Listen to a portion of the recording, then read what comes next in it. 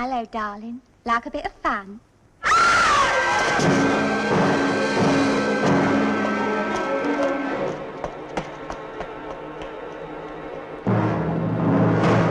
Please! Please! Help! Murder!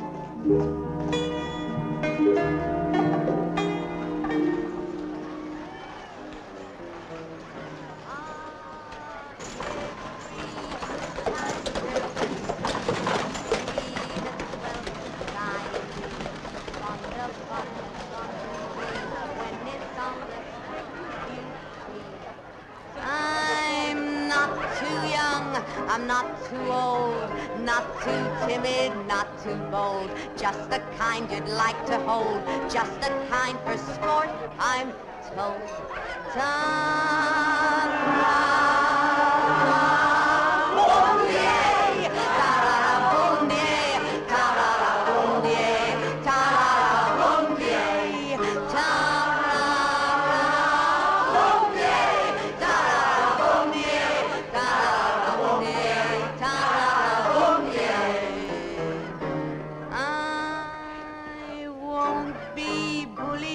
Won't be bossed. I always win, I've never lost. So you just keep your fingers crossed and hope you can afford the cost. I'm game for almost anything that ends up with a diamond ring. I love to have my little fling, and when I do, I always see.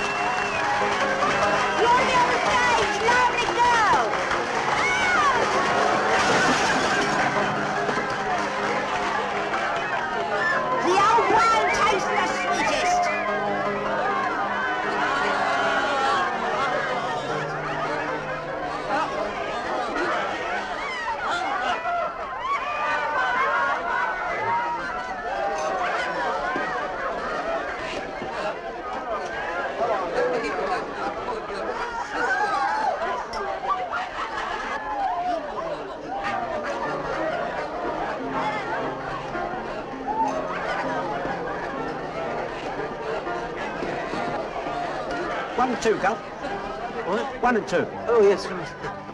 Oh, it's Rupert's round, actually. Rupert! Rupert, old boy! There's 1 and 2. I do believe this damn whore's lifted my purse. What are you talking about? We'll have to find it, won't we? Come on, up and over with her. No! No! No! Let me go! Let me down! Put her down! She's not a bloody money box!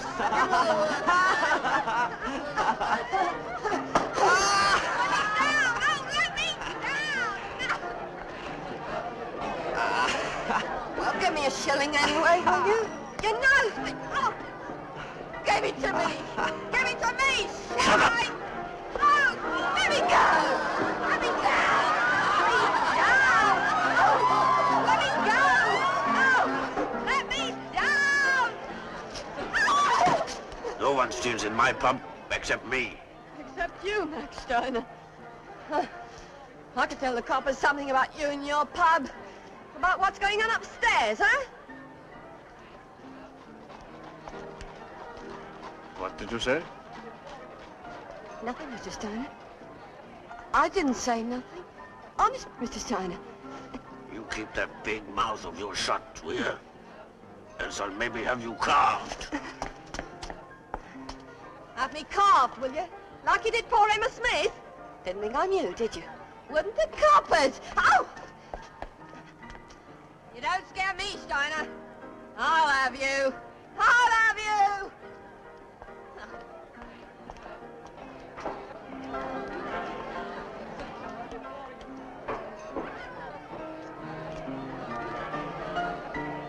Dick.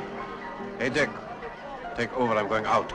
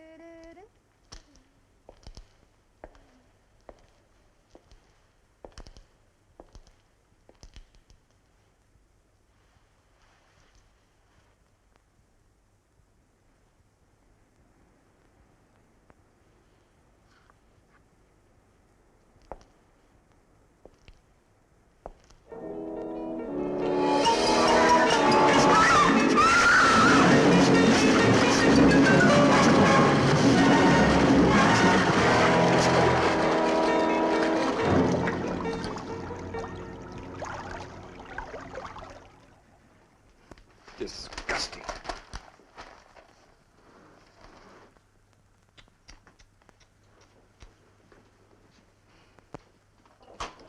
Mrs. Hudson, where have you put my confounded tobacco?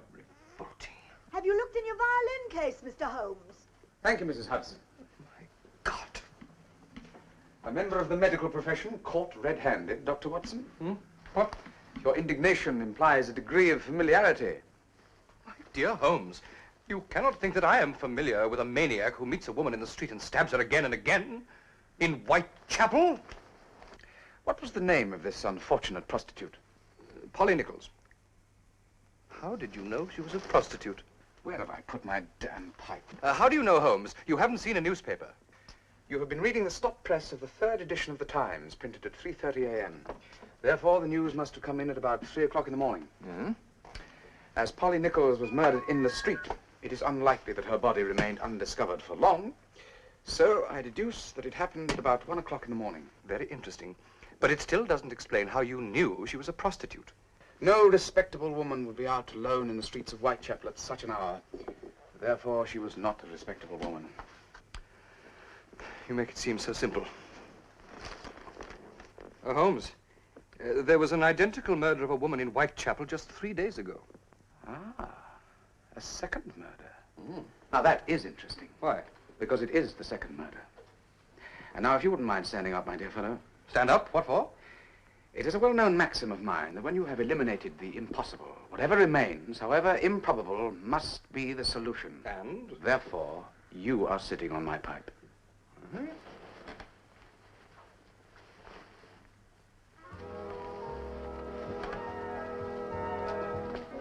incredible. Elementary, my dear Watson. And now, Whitechapel.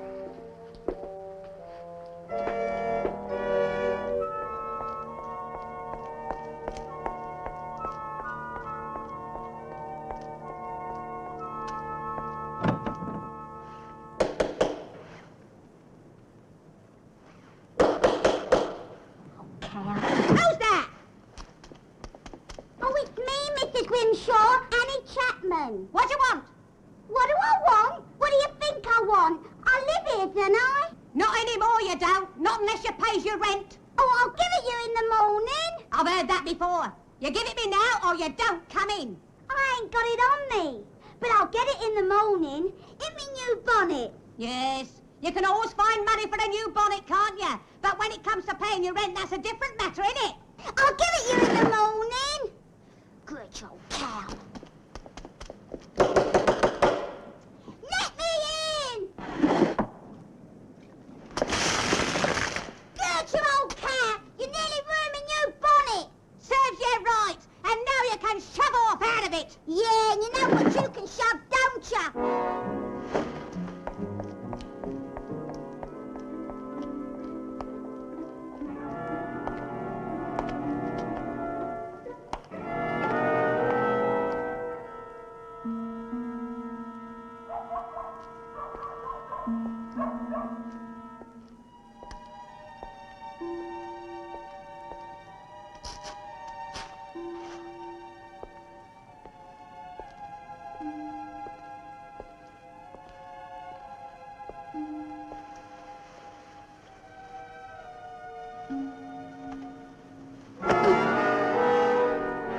Hello, darling.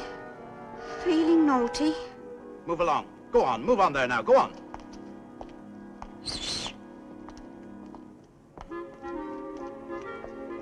What's your Kathy? Had any luck? Not a bloody one. I don't know what's the matter with the men these days. Couldn't lend us the price of a bed for the night, could you? I've been slung out my room. It's only 4. I haven't even earned the old man's beer money yet. He's sitting at home with his tongue hanging out. He's dying for me to get off. Ha ha! Old cow. Don't you call me an old cow.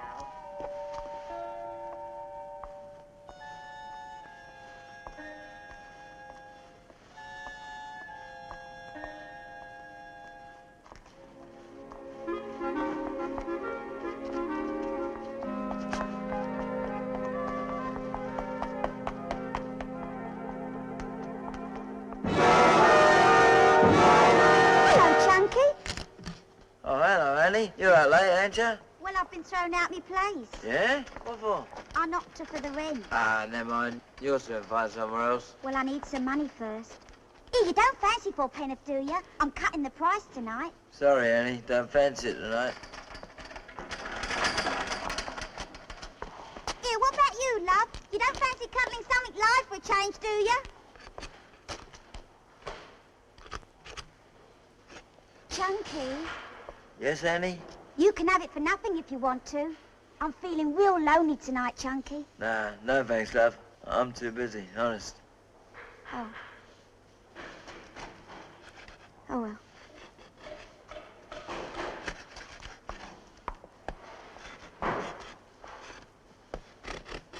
Here, you mind you don't let that knife slip.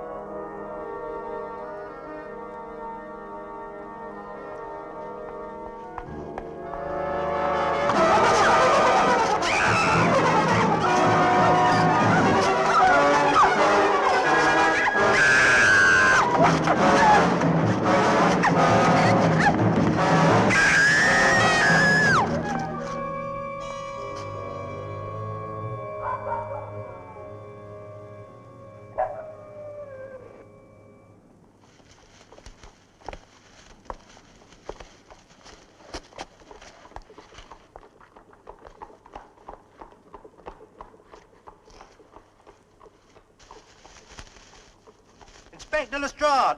Here, I found something.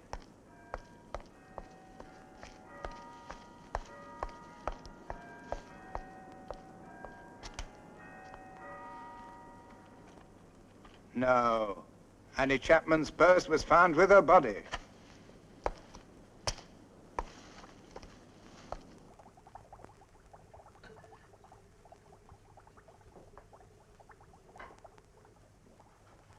Police baffled.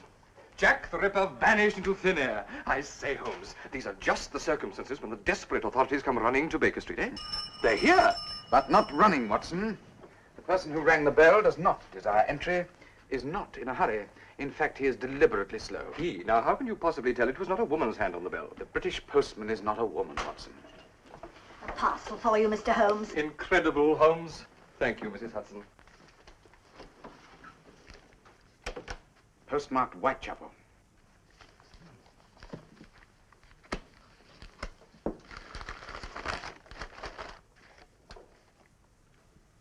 Ah, surgical instruments.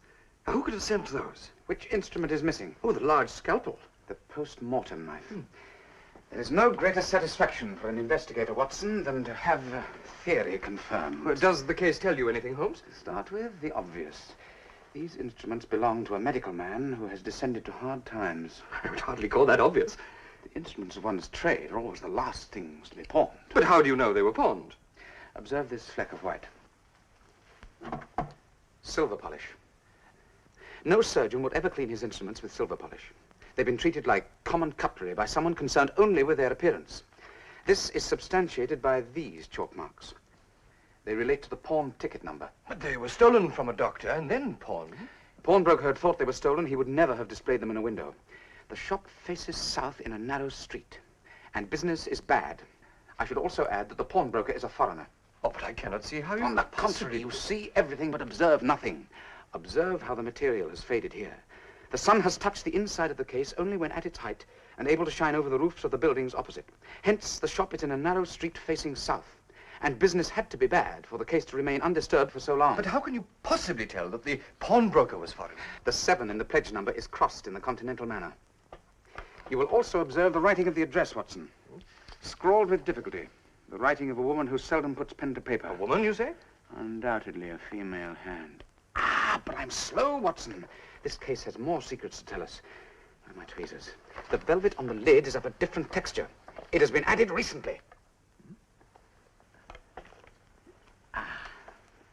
Coat of arms of an elder son of a duke. Quickly, Watson, my Burke's peerage. Yes.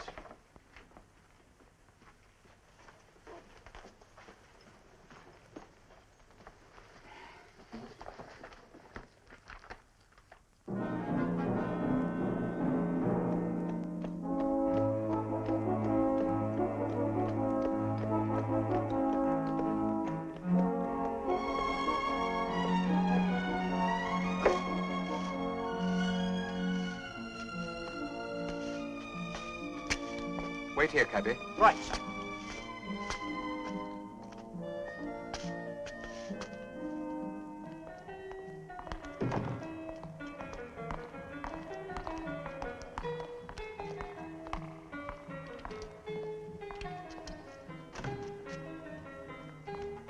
This way, gentlemen.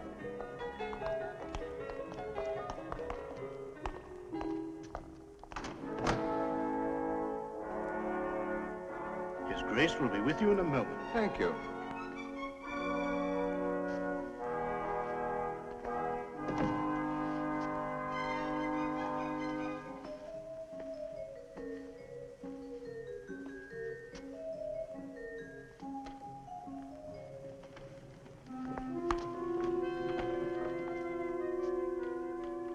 To what do I owe the dubious pleasure of this visit? No doubt you will recognize this coat of arms, Your Grace. Where did you get this case? I believe it to have come from a Whitechapel pawn shop, sir. Pawn shop. No more than I predicted for him. For whom, sir? My elder son, Michael. Do you know his present address? He is dead. Of what accident or sickness, Your Grace? Disobedience. From the day he left this house against my wishes, he has been dead, sir. You mean disowned, Your Grace? Was he a doctor, Your Grace? No, sir, but that was his ridiculous ambition. Well, the medical profession is, I believe, an honorable one. To a certain class, but not to one of the Osborne family. To a man who, in God's good time, would have become the 10th Duke of Shires, any trade must be dishonourable. A trade, sir? Now, if you please. The servants will show you out.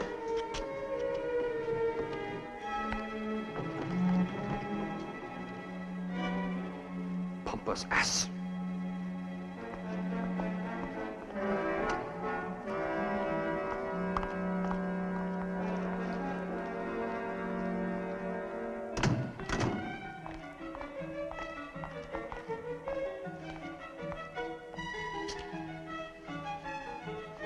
Trade indeed.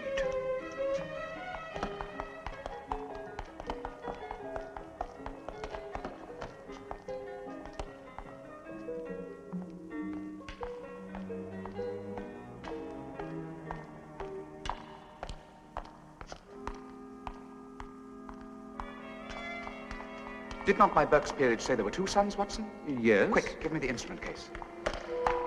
Oh dear. Allow me.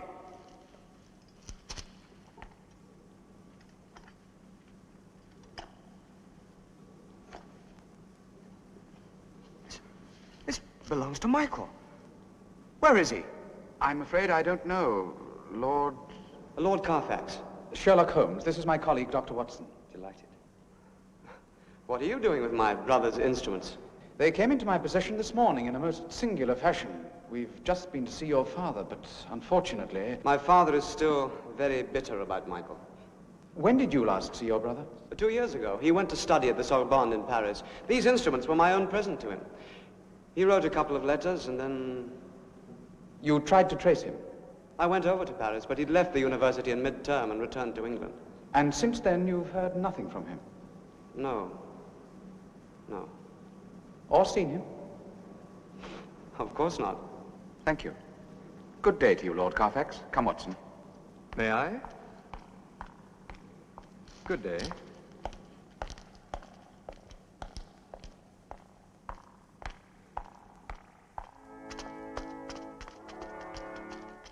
Whitechapel, cabby. Yes, sir. Why Whitechapel, Holmes? To find a pawn shop. It can be no coincidence that those instruments were sent to me after the murder of the 3rd prostitute. A woman wishes to interest me in these crimes, and I find that provocative.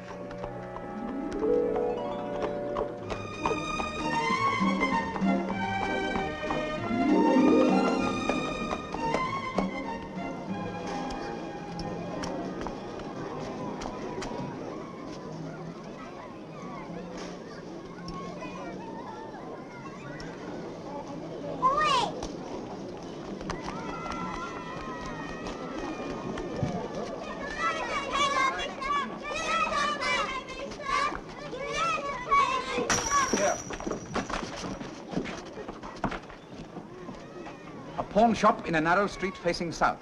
And observe, Watson, a foreign name. Uncanny.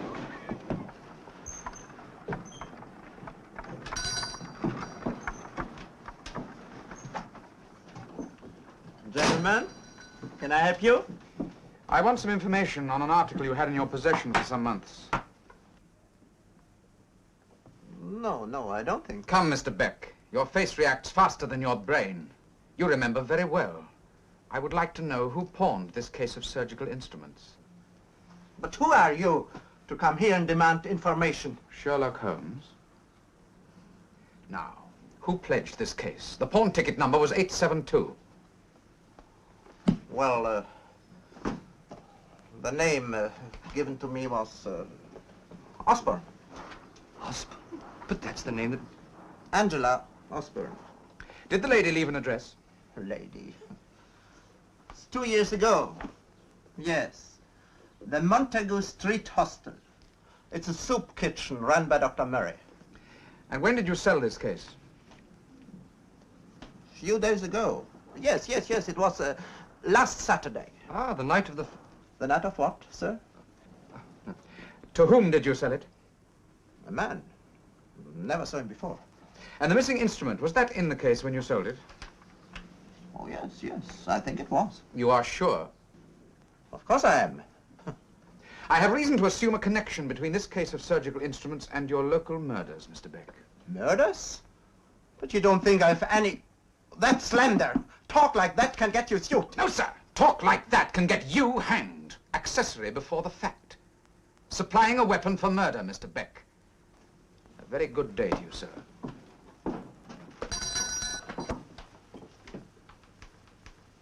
Holmes! Where are you in such a hurry to get to? To examine the body of Annie Chapman. The girl who was murdered last night? What for? To confirm that the instrument of mutilation was a surgeon's scalpel.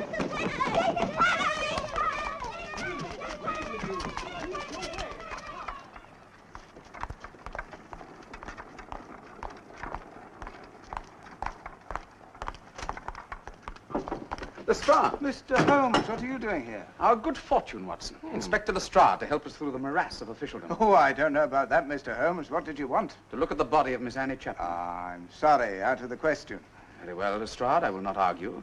But I was hoping to be able to assist you to prevent the fourth murder. Come, Watson. Just a moment. Mr. Holmes, what makes you think that he is going to do it again? I think he will, Lestrade. I think he will. Oh, all right.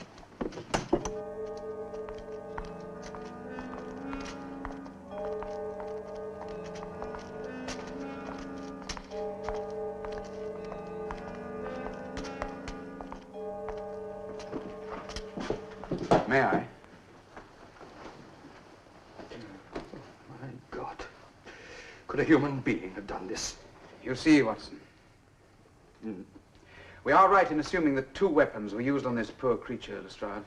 That's correct, Mr. Holmes, yes. A long bayonet-type knife and a sharper, more meticulous instrument. A razor? Or perhaps a surgeon's scalpel? I think a scalpel would be more probable. I agree. But you have the advantage of me, sir. You appear to know my name, but I do not believe we've met. I heard your lecture to the Royal Society on Forensic Medicine. Brilliant, sir. Quite brilliant. My name is Murray. Dr. Murray, you run a soup kitchen in the district. A hostel next door to here for the destitute. God knows there's plenty of them in Whitechapel. I also overwork as a police surgeon. Did you say a bayonet, Doctor? Yeah, I think so. Oh, yes, a bayonet, without a doubt. I served my queen as a military surgeon in Afghanistan, Doctor. Oh, aye. The idea of a bayonet appeals to you, Lestrade? Well, it narrows things down a bit, doesn't it? Soldiers have bayonets, don't they? And there are plenty of soldiers come down to Whitechapel for a bit of fun with the girls. I would hardly refer to this as fun, Lestrade. No, before you go out and arrest the entire garrison of the Tower of London, you would do well to remember that a scalpel was also used. Ah, yes. Going on your hypothesis, you should also arrest all the doctors as well. No, you can discount the military theory, Lestrade. Well, why should I, Mr. Holmes? Because the man who killed this girl would have his clothes covered in her blood. A soldier returning to his barracks would be detected at once. No, Lestrade, look for someone living alone close to the scene of the murders, who can either return quickly to the safety of his own home or bundle his outer clothes into a safe hiding place. Meantime, prepare yourself for more murders. You keep saying that. These are apparently motiveless murders by a deranged mind. Where there is no motive, there is no reason to stop. That's only conjecture, Holmes. All circumstantial evidence is conjecture, Murray, but it is often right. Mr. Holmes is usually right. 221B Baker Street, please, cabby.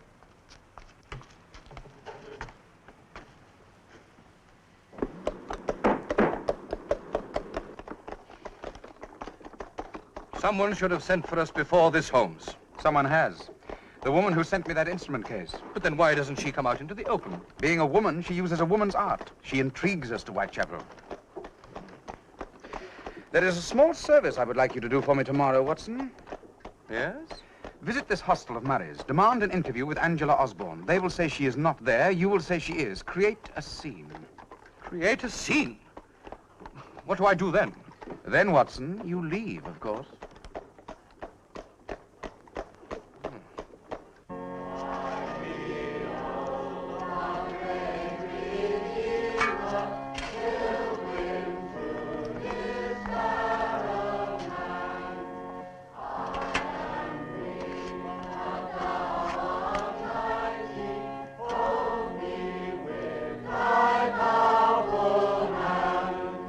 Bread of heaven, bread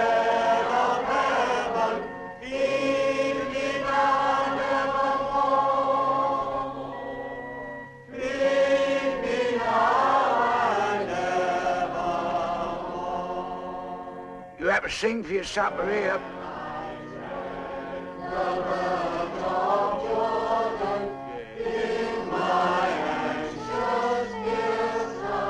Be told, mate. If you don't sing, I don't give you no grub.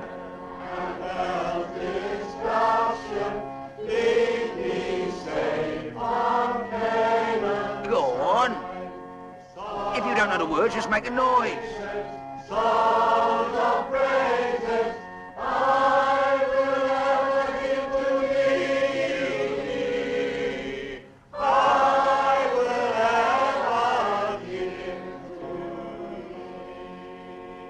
Nah, you won't get no soup.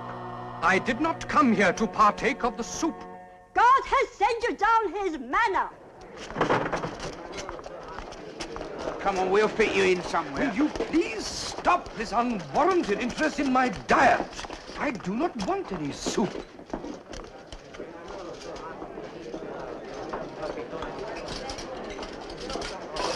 Can I help you? Oh, yes, I'm sure you can. Sorry. My name is Watson. Dr. John Watson of Baker Street. I am looking for a woman who is staying here. Her name is Angela Osborne. There's no one of that name here. Oh, but Angela Osborne is here. I'm certain of it. Well, I think you better speak to my uncle. Mary, this way.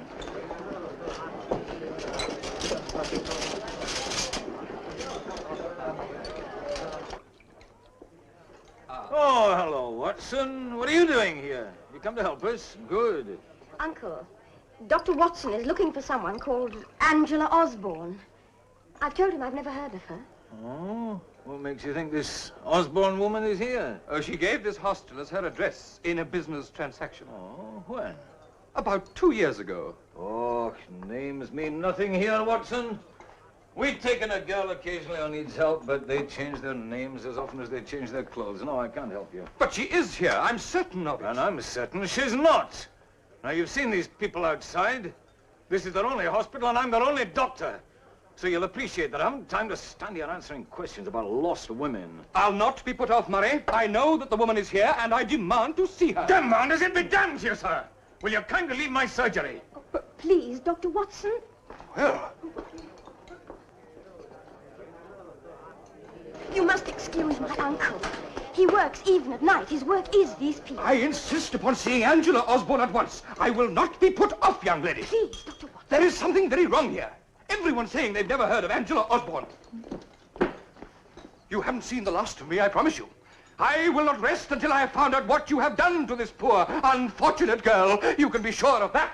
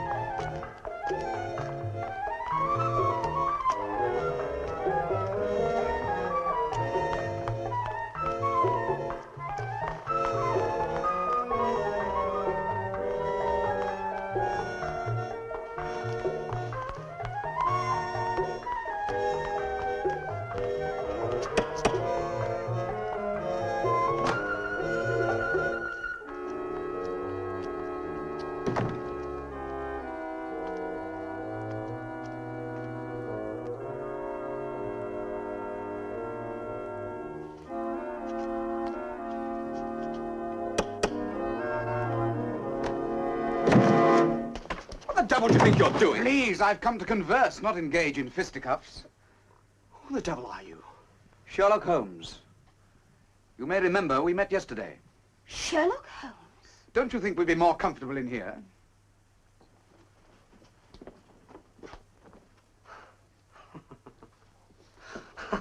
What's all this about, Holmes? How did you get here? I followed this young lady. I saw no one. That is exactly what people may expect to see when I follow them. May I ask why you followed Miss Young? She rushed out the moment the name Angela Osborne was mentioned, which was just what I expected someone to do. You sent Dr. Watson to the hostel. Don't you think you'd better tell me the whole story, Lord Carfax? It's none of your damn business. Oh, why don't you tell him, Edward? There's nothing to hide. Well, it's as I told you yesterday. I went to Paris and found that my brother Michael had thrown up his studies and returned to England. For weeks, I tried to find him, but... Then one night, a man came to see me. He told me that Michael had married a prostitute. Blackmail. He threatened to tell the papers? He was far cleverer than that. He threatened to tell my father. He'd chosen his time well. My father had just suffered a very severe heart attack that very week. You've met my father, Mr. Holmes. The family name is the meaning of his life. But surely your father is a man of the world? Of the old world. Such a shock would have killed him. So you paid? And are you still? The blackmailer came back 3 times.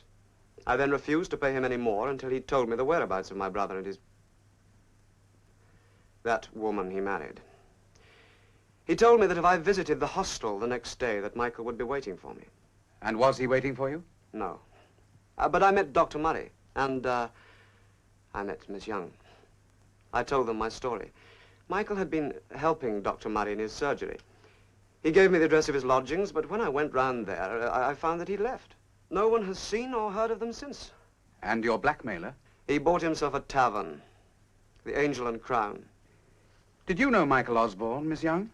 He left just the day before I came to the hostel. It's a wretched story, Holmes. The one good thing about it was that Edward, that is Lord Carfax, became so interested in my uncle's work.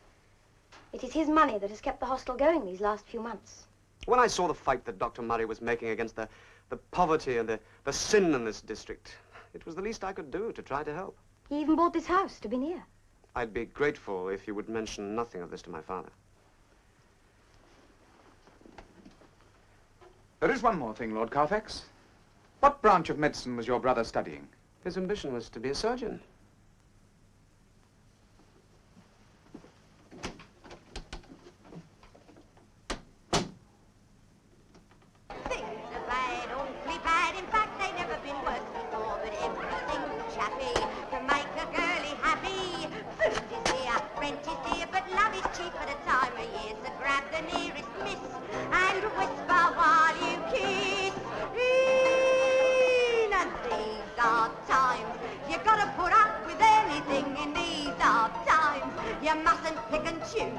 And if you're nice and squeeze it tight, she'll ask you round tomorrow night. If you don't mind sitting without a light in these hard times. Farmer Brown came to town, he spent the day at the kennel show, then went to wet his whistle inside the Hotel Cecil. Lady Fair near him there had all her neck and her shoulders bare, said Farmer Brown a lack as he saw her dainty back. In these hard times, you've got to put up with anything in these hard times. You mustn't pick and choose. This fancy kind of dress you wear leaves all your neck and shoulders bare, but you're lucky to be dressed up to there in these hard times.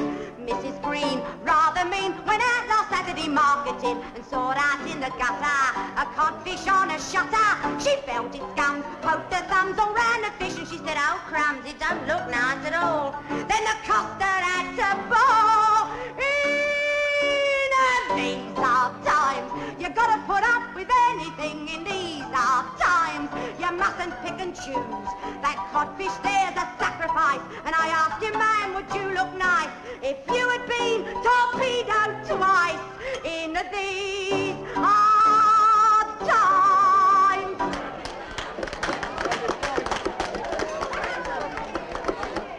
Come on, out you go. Go on, get up. And enough for you tonight. Go on, out.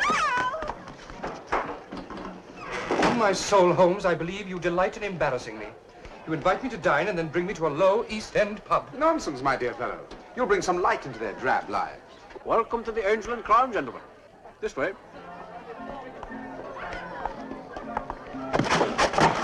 Sit down, please.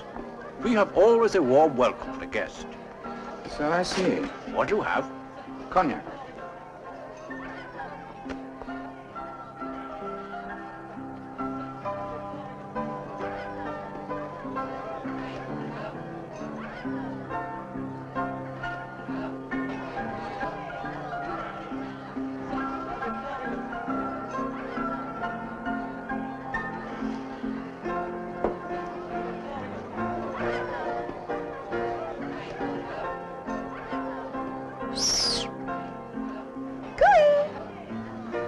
You see the interest you're causing in the fair sex.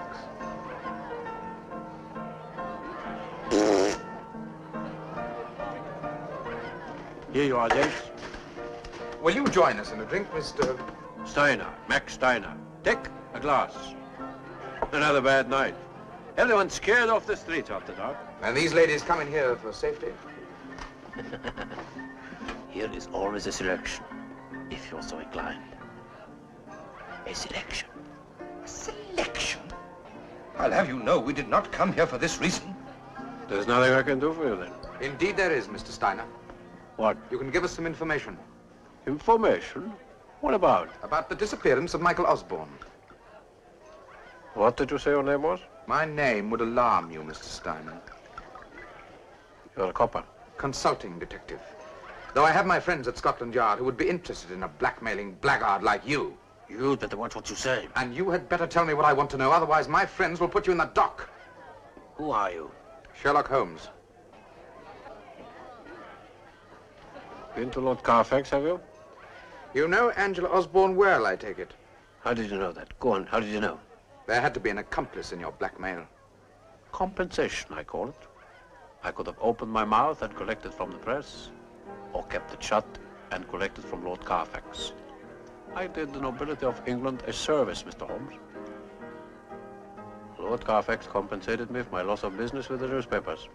Compensation, I call it. The governor of Brixton Prison will have another name for it on his admission book, sir. Angela was on the streets when you met her. Born to it, Angela was. Loved the game. Most of them start because they have to, but not Angela. Met her at the gangway when my ship tied up on the river. I took up with her. And you took up with her again when she returned from Paris with Michael Osborne. His wife. I always said she got her face and name from the angels, and the heart from the devil. And you don't know what happened to her? Disappeared from the face of the earth. Well, gentlemen, that's all I can tell you. Whatever could have possessed Michael Osborne to marry such a creature? Because she got her face and her name from the angels. I always remember, Watson, one of the most attractive women I ever met was hanged for murdering 3 young children for the insurance money. Oh, dear.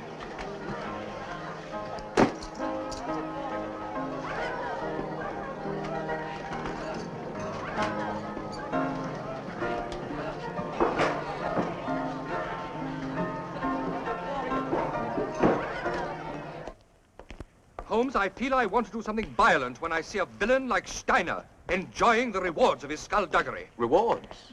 Well, he ended up by owning that pub through his blackmailing. You really are an amazing fellow, Watson. Though not in yourself luminous, you're an excellent conductor of light.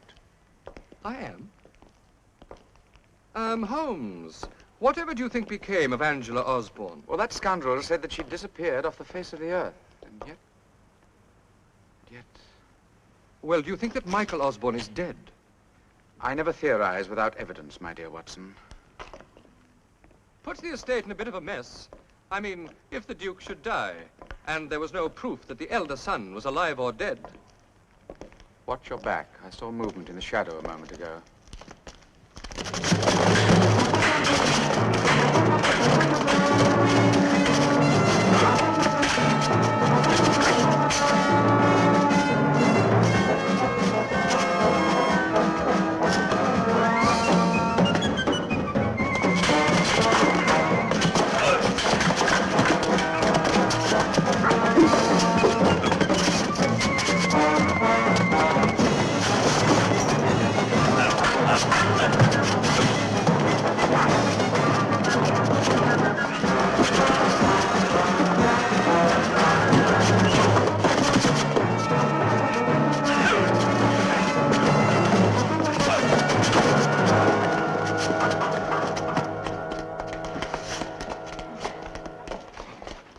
Brisk work, Watson. Brisk work. On my soul, Holmes. When you take a guest out for the evening, you really do it. My apologies, my dear Watson. Next time, I'll take you to a quiet table at the Cafe Royal. I should jolly well think so. Nothing like a piece of cold steel, eh, Holmes?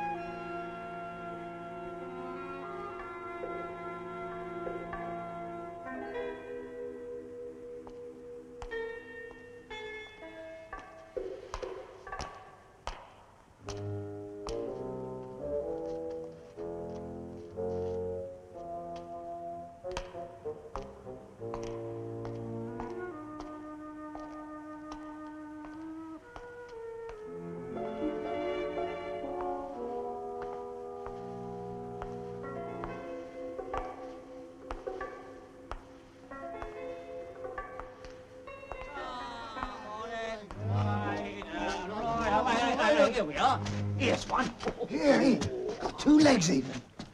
Watch ya. Oh, a sailor's rest. Oh, we've walked a mile for that. Yeah, working up an appetite. All the girls are indoors, scared to come out, they are. They must have heard we was in port. well, don't you worry, because Jack and me, we're going to look after you, aren't we, Jack? Yeah! Here, don't fight over it, lads. Now then, haven't you girls been told to clear off the streets? I got to earn a living, ain't I? Clear off, lads. Go on. I'll have you inside. Here, miss. Don't you live that way? You coppers are ruining everything. Push off.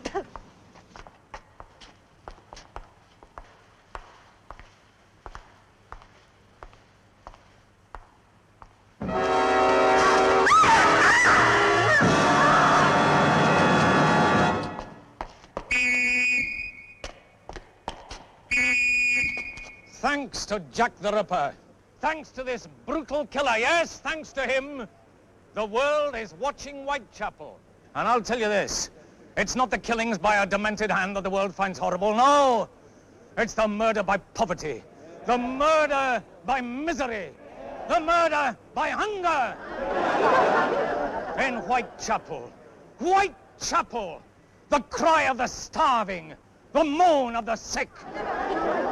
For years, we've tried to get one paragraph into the newspapers to expose what's happening here. I've been myself to the editors, hat in hand. It's not news, they said. Well, now it is news. One man has made us news.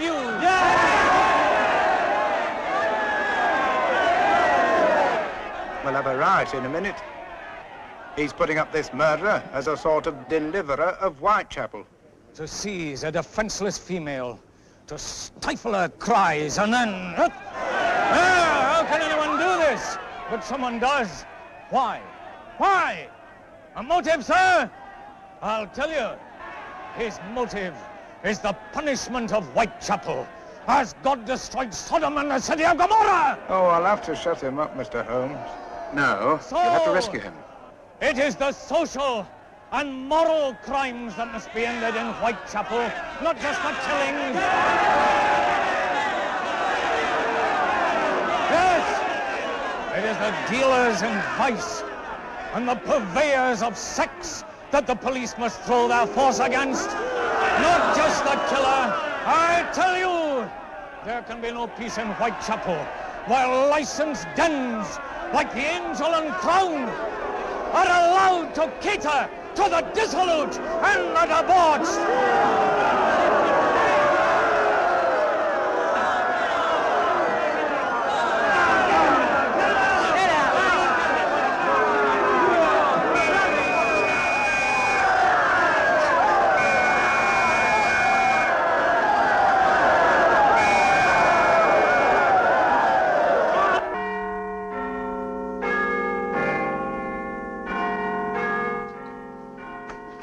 Prime Minister, the Home Secretary. How's the battle? When I left, the leader of the opposition was still on his feet. He has done what the police couldn't do, found the culprit. You, Prime Minister. Gladstone is informed. I was afraid of that. When he compared the Jack the Ripper murders with the Bulgarian massacres, I could see you were in for trouble. Not the only one. Unless I'm much mistaken, he'll demand the resignation of the Commissioner of Police before the day is out. And if he calls for a vote of no confidence, he might get it. You mean you might have to resign? Not I, personally. Just some of my ministers. Don't you think, Prime Minister, we should go down? Well, as you please, yes. I'm expecting a visit from Mr. Holmes. That charlatan. Mr. Mycroft Holmes happens to be one of the most indispensable of all the servants of the crown. Well, as long as he doesn't bring in his brother Sherlock. That is precisely what I propose to ask him to do. Then why not approach him direct? Because your department has antagonized Mr. Sherlock Holmes. He has antagonized my department. Only last week he was grossly offensive to the governor of Pentonville Prison. Mr. Mycroft Holmes. Show him in. Home Secretary, please try to be discreet for once. It isn't going to be easy. Mr. Mycroft Holmes will certainly wish to take charge of the investigation himself. Prime Minister? I think you know the Home Secretary. I knew your predecessor, sir. No doubt I shall soon be making the acquaintance of your successor, unless the police do a good deal better than they're doing at the moment. I have every confidence in the police. That must be, sir, why there's none left in the House of Commons. Mycroft, I sent for you because you have the tidiest and most orderly brain in Her Majesty's civil service. Prime Minister, I cannot deny it.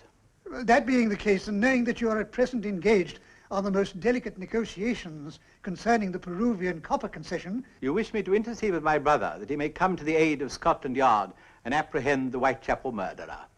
How on earth did you know that? A summons at such an early hour made me suspect that the matter might be a personal one, and the presence of the Home Secretary that it might be connected with the Whitechapel murders. The fact that the Peruvian copper concession has already been settled to everybody's satisfaction for the last 3 days made me suppose it was my brother, not myself, whom you wished to consult on this occasion. I have accordingly arranged to meet him. You mean that you'd already anticipated my request?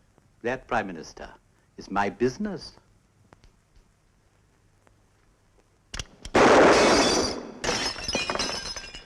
My Indian boss! Just look at it, Holmes. I do wish you'd find some other way of solving our cases. My dear Mycroft, this is a surprise. Watson, some sherry. I expected you round last week to consult me about the Manor House case. I thought you might be a little bit out of your depth. No, I solved it. It was Adams, of course. Yes, it was Adams. Yes, I knew that from the start. Thank you. Mycroft, is this a social call? Oh, yes, yes, purely social, yes. How are you? Very well. Well, now that the social call is over, hadn't we better get down to business? Ah, I perceive you've come from the Prime Minister. Why, Sherlock? It is still forenoon, but you are not at your desk.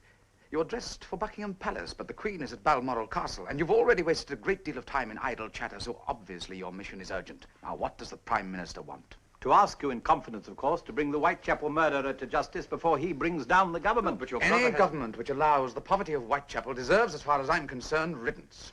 Nor will I become engaged in political maneuvers. And now, my dear brother, have another glass of sherry. Oh, thank you. By the sound of his step, I should imagine our friend Inspector Lestrade has urgent news for us. He's written to us. Written a letter. Try to be coherent, Lestrade. Who has written? Jack the Ripper. Good heavens, Sherlock, you're already involved. A case of detection, Mycroft, always means more to me than any politician's career. Read it, Watson. Dear boss, I keep hearing that the police have caught me, but they won't fix me yet. I have to laugh when they look so clever and talk about being on the right track. I am down on whores and won't rest till I do get buckled. I love my work and want to start again. My knife is nice and sharp. I want to get to work right away. Good luck. Yours truly, Jack the Ripper. This letter was sent to the police? The Central News Agency. Good. And they will have it in all tomorrow's newspapers. Orders from up top, Mr. Holmes. They're quite right for once. Publish this letter, you'll have every crank in the country writing to the papers. But if this letter is not published, Mycroft, there will be more killings. Why do you suppose the murderer sent the letter to the news agency and not to the police? For publication, of course. Perhaps he's sickening of his crimes. Do you think he's bluffing? No. But whatever his motive, and if his motive is to create fear, he's trying to achieve it now without further killings. But if we publish, we are adding to the fear and the riot. Precisely what the government is trying to avoid.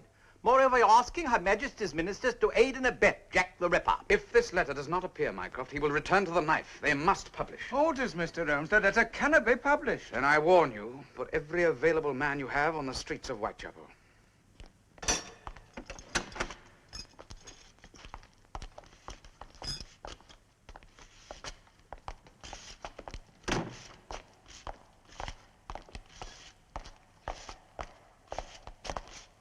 come to view the body of Miss Elizabeth Stride.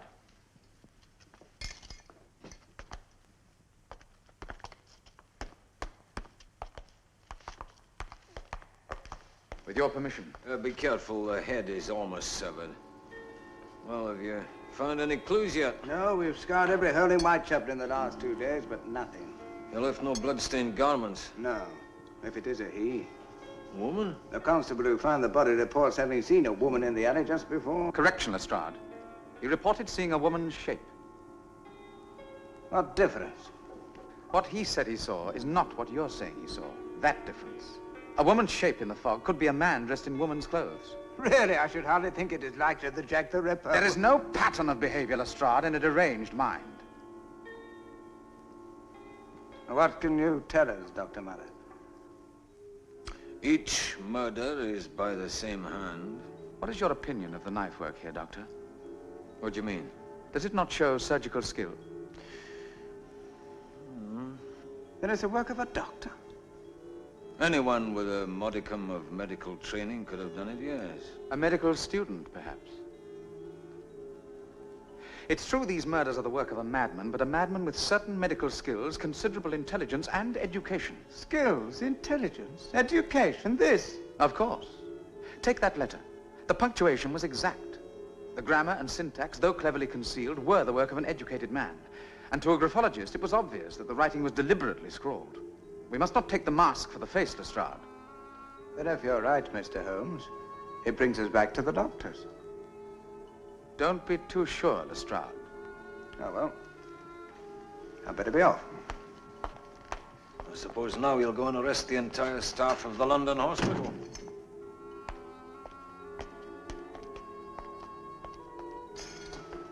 Would you look for a doctor, Dr. Murray? There is one medical student who will shortly be under suspicion. Oh? Michael Osborne. What's he got to do with that?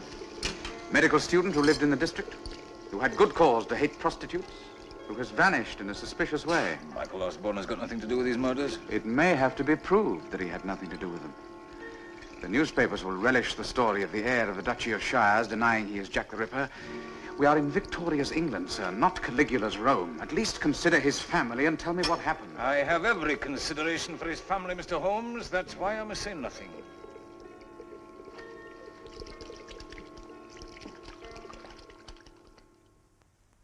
Of course, I blame myself. I should have refused the Prime Minister's request to call in my brother. In any case, he was already engaged with what was out. Stalemate. I should have realized there was only one person who was capable of solving this problem. Myself. I should have taken charge. I should have ditched the Abyssinian detente. Refused to discuss the details of the Nigerian loan. I should have concentrated on one... For heaven's sake, stop sawing away at that infernal instrument. It was a sad day when Mother gave it to you. A sad day for her. A sad day for you. A sad day for all of us. It's his method, Mycroft. His method?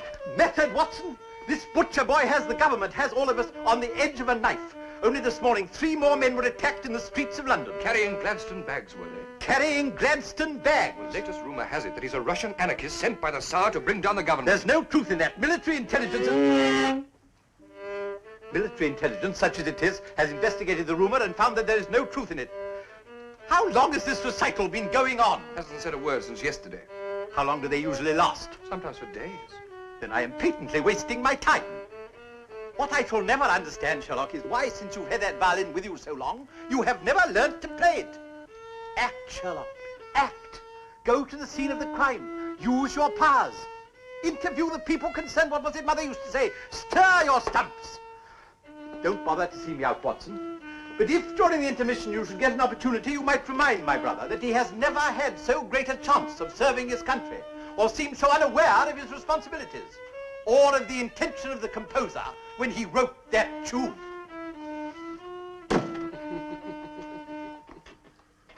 He's quite right, you know, Watson. Now you've rejoined the human race, have you? I should be in Whitechapel. The fools have not published that letter. There will be another murder tonight. Come, Watson. You and I will scour the streets together. What for? For the detail that matters.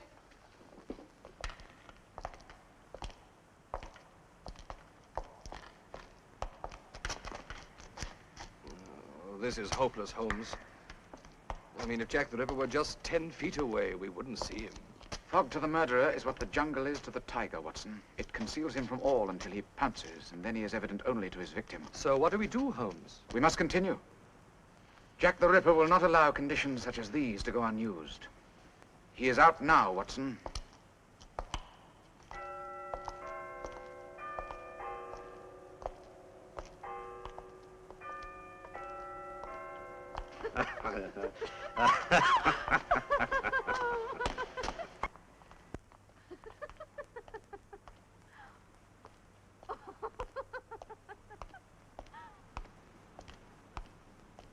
Hello, love.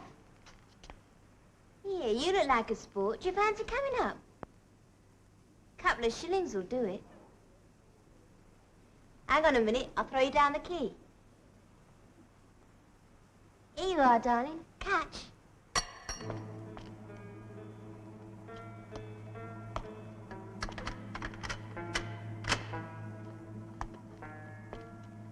Mind you shut the door behind you, love. Can't take no chances with old Jack the Ripper about. Here, do you know something? I ain't been out in the dark for a month now because of him.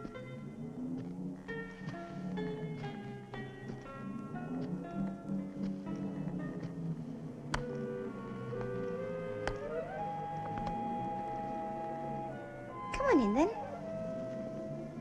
Come on.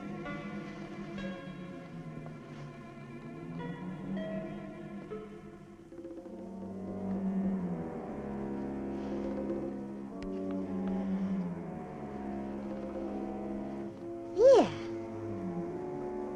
That's a lovely coat you've got on, isn't it? Could you make that 10 bob for a special, mister? I do want to please you.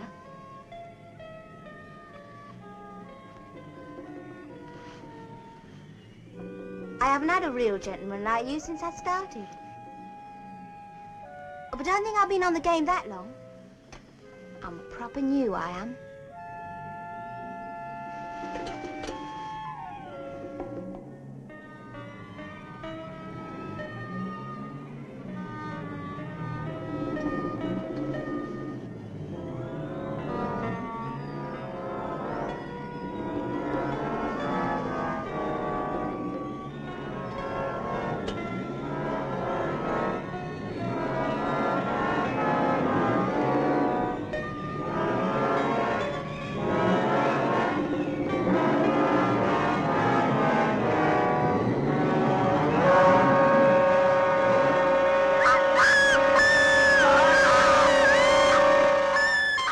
Holmes.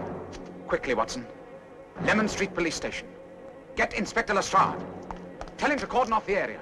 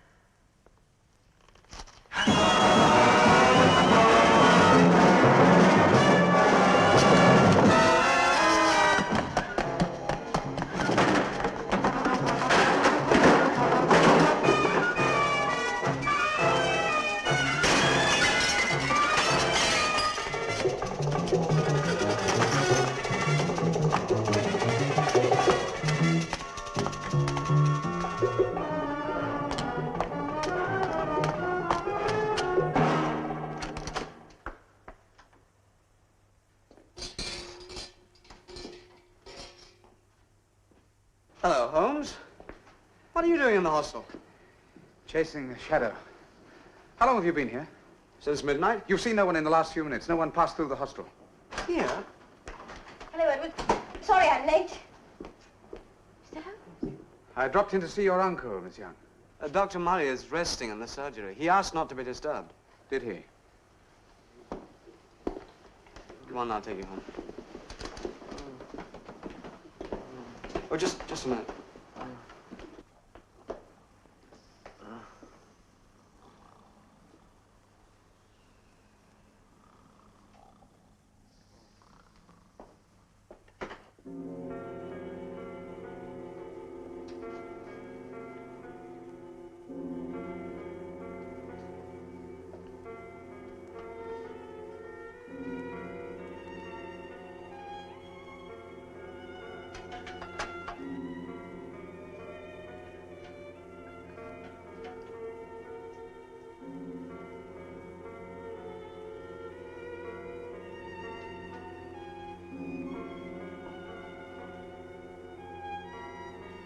Dr. Murray? Oh, Holmes. Yeah, I'm sorry. I had a long post-mortem on a poison case today, but what are you doing here? Following Jack the Ripper. Here? He eluded me in the mortuary. The mortuary? God, he could have come through the arch into the hostel. He did. We will wait here together for the police. What makes you think that the police are coming here? You are the police surgeon. They will bring the body to you. Another prostitute? In the meantime, Dr. Murray, I would welcome the opportunity of a little chat with you. What about? About Michael Osborne. I've told you before that Michael Osborne wasn't wanted on a suspicion of murder before. What are you talking about? All questions lead back to Michael Osborne's knowledge of surgery. He could not possibly have murdered anybody. Prove it. Don't you think it would be best if you told me the whole story, the full story of the night Michael Osborne found that his wife and Max Steiner were blackmailing his family? You know about that?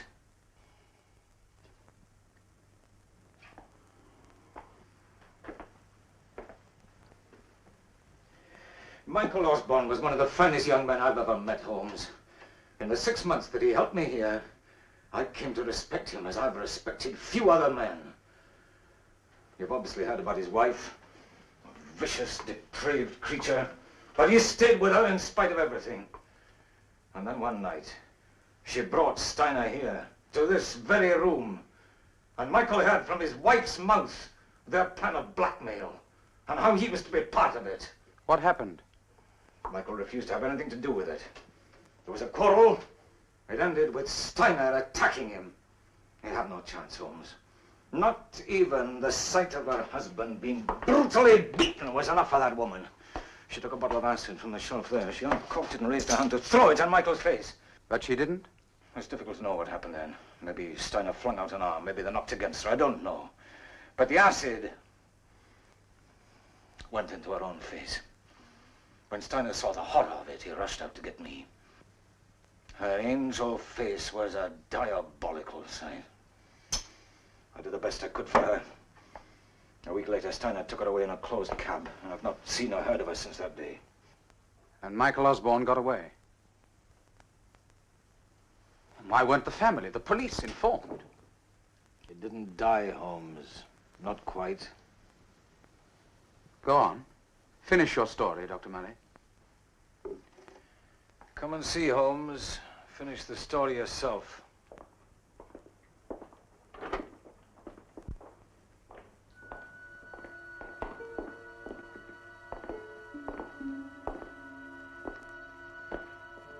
You wanted Michael Osborne?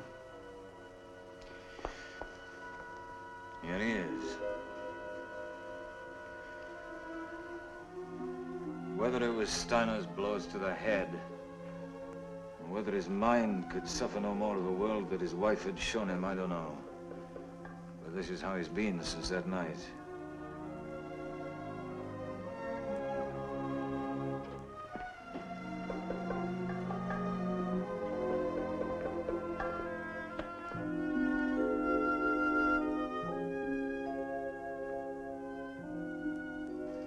How could Lord Carfax allow his brother to remain here in that condition?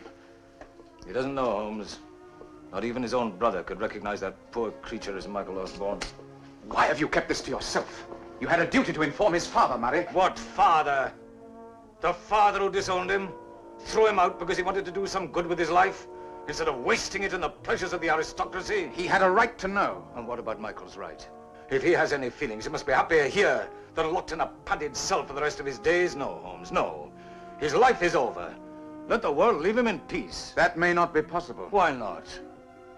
Surely you can't suspect that poor lunatic? In an investigation, all possibilities have to be considered. Dr. Murray? Yes? Inspector Lestrade sent me for you, sir.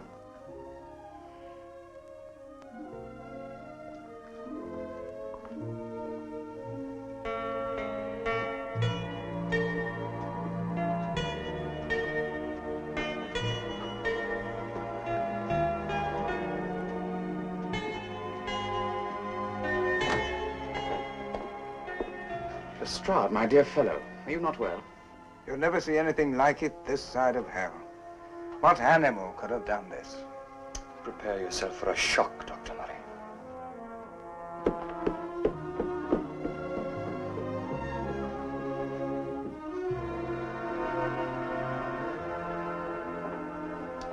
Come, Watson. Aren't you going to examine the body? There is a more important examination I must make.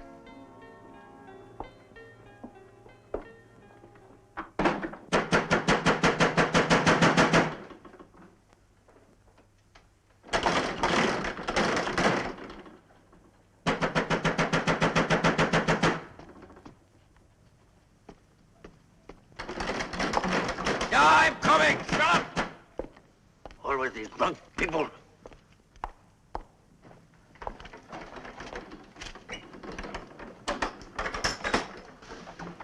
What the hell do you want?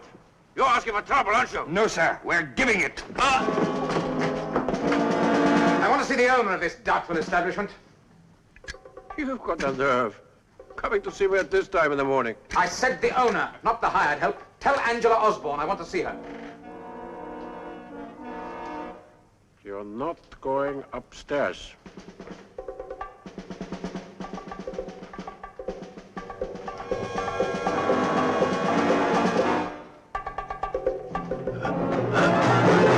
Now, there are several things I may do, Mr. Steiner.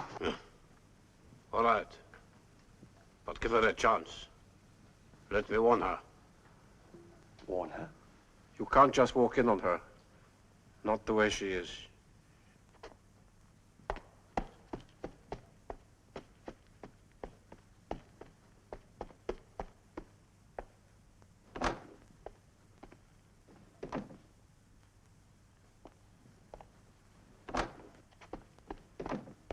All right, come up.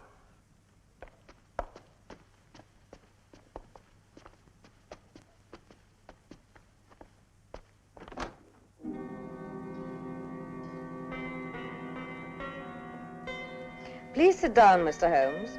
Dr. Watson.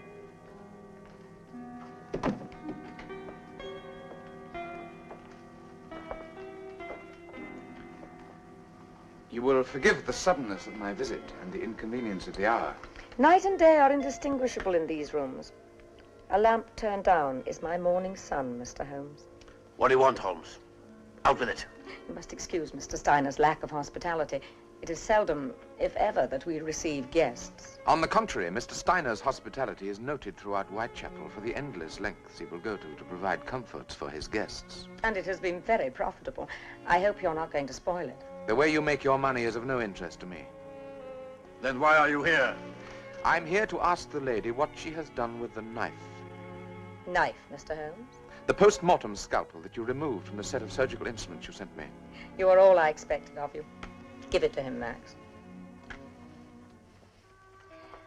It is a limited life alone in these rooms, and I spend many hours reading your cases. I am grateful for the excellence of your narrative, Dr. Watson. Can you tell an admirer, Mr. Holmes, how you knew I sent the instruments? It had to be someone who wanted to interest me in Michael Osborne. And the writing on the address showed me that it was a woman of little formal education. Of your age, it was really a simple deduction. And how did you know I was here?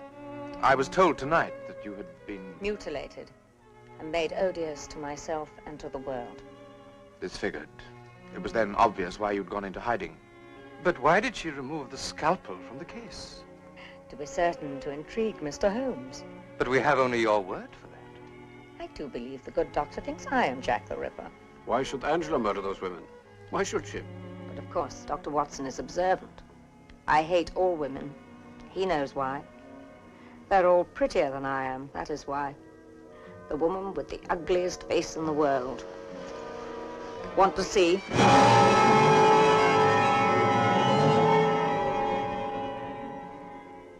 But I was beautiful. Eh, Max? Yeah, you were. You can say it, Mr. Holmes, that I hate women. But I'm not your killer. As you can see, I am incapable of even stepping into the street. Why did you hate your husband so much? Hate him? Who told you that? Why, Dr. Murray. To Dr. Murray, Michael was a saint. But to me, Michael was a man who tired easily. He seemed unbalanced at times. He couldn't take the discipline of medical study. And it was the same with his marriage. He quickly tired of me and sent me back to work. You mean on the streets? His father had cut him off. How do you think we lived? A few shillings I brought in weren't enough for him. So he thought up a way to get money from his brother. His was the blackmailing scheme. Who else? Why do you think he sent Max to young Carfax instead of to his father? Because Michael's father would never give him another penny. Michael's father knew him. Knew him for what he was. A vicious, worthless libertine. Vicious? To call a man who throws acid into his wife's face vicious. Because she can bear him no more and is leaving him. Wasn't the man who did that vicious? By God, Holmes, there's a woman of great character. I'm afraid, Watson, you're not probing deeply enough. Her scars extend far beyond the surface. What do you mean? She may well believe her strange story to be the truth. And now, Watson, let us go and pick up the unfortunate Michael Osborne. You mean you know where he is? Come along, Watson.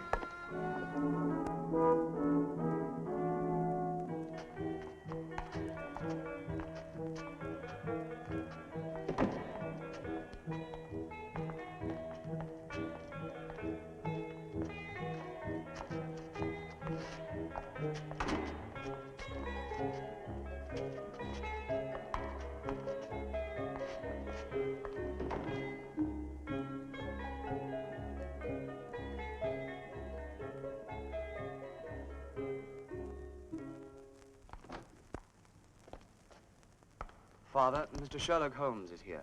I was not aware that I had an appointment with him. You must prepare yourself for a shock. Mr. Holmes has brought Michael back. I have forbidden your brother this house, Edward. I have not altered those instructions. But, Father, Michael is... Do not argue with me. Your Grace. You were shown out of my house on your last uninvited visit, Mr. Holmes. I have come back to save your family name. If my elder son has got himself into another mess, you can tell him to get himself out of it. I'm afraid I cannot do that, Your Grace. He is not capable of understanding. Of course he can understand. Your son is a pathetic imbecile, incapable of understanding the smallest intelligent action. He has suffered for his sins. He is outside that door.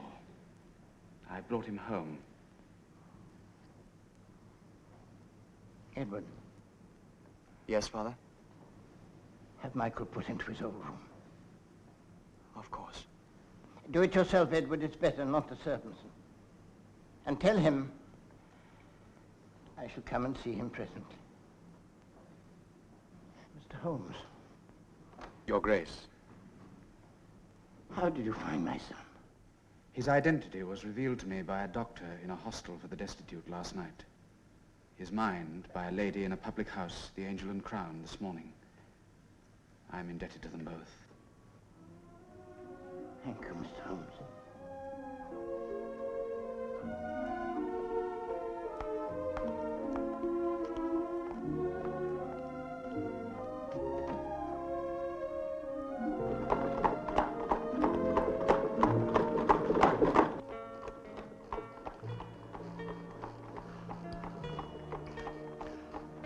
Holmes, you know, don't you? You know who Jack the Ripper is. Who is he? I'm afraid I must keep that from you a little longer, Watson. But aren't you going to arrest him? Knowing is one thing, proving what we know is another. But we cannot let him roam the streets, Holmes. Indeed we cannot, Watson. But there is work to be done before the final curtain can be brought down. That is what we've been doing this morning, setting the scene and rehearsing for the last act of Jack the Ripper. I wondered what we'd been doing.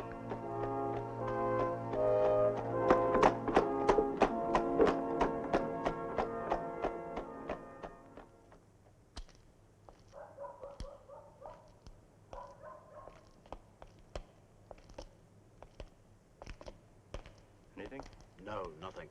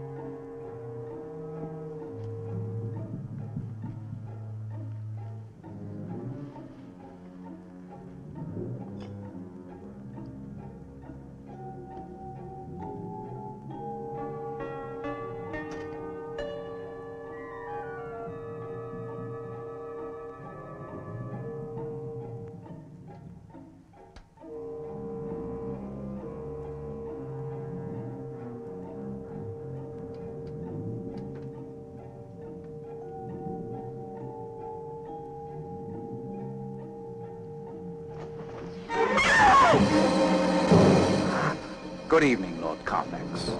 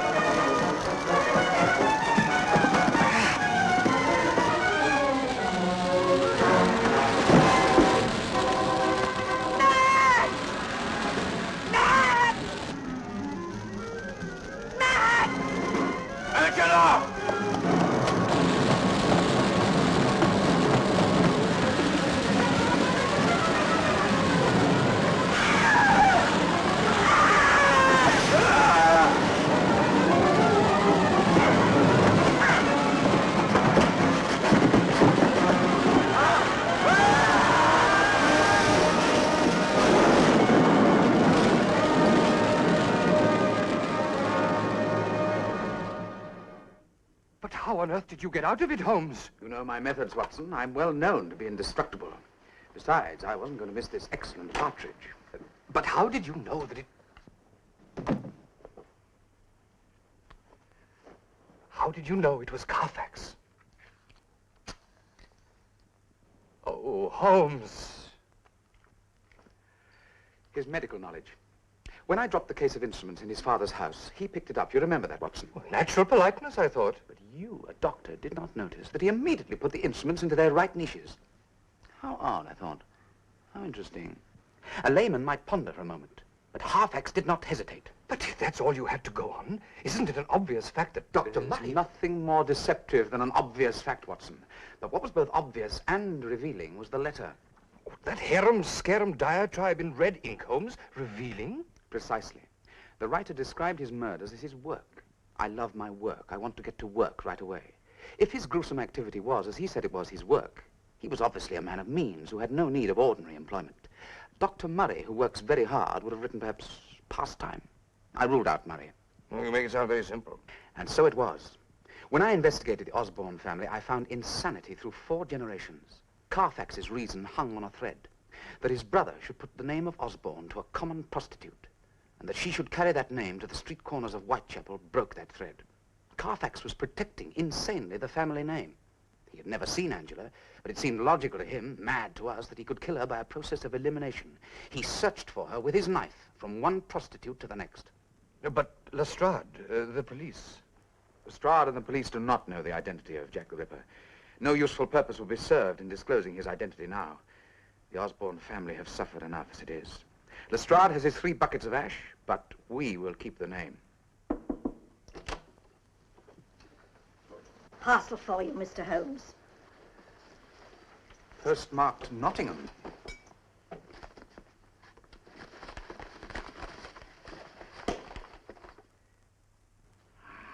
Ah, the game's afoot again. This hat is 3 years old. The flat brim curled at the edges came in then. It belongs, Watson, to a man who has suddenly gone down in the world. He's middle-aged, goes out little, and has grizzled hair which has been cut in the last few days. Also,